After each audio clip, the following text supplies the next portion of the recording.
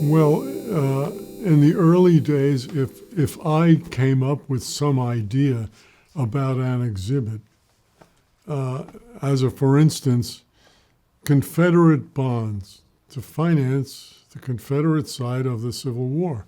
So we put a lot of these bonds in a showcase.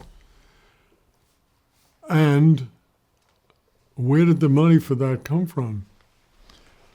I wrote a check because I was then managing 3 different organizations: my trading firm, the museum, and the Smythe firm.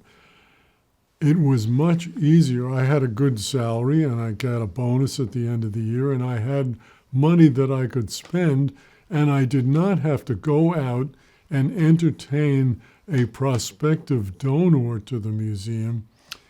That took a lot of time and effort.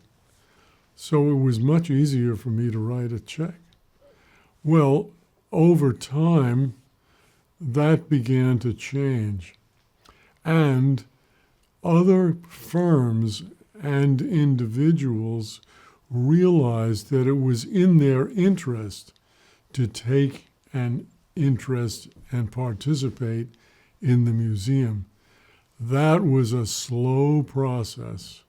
And when David Cowan took over, he would get an idea for an exhibit, but he did not simply create the exhibit. He said, we're not making an exhibit unless we get the money first.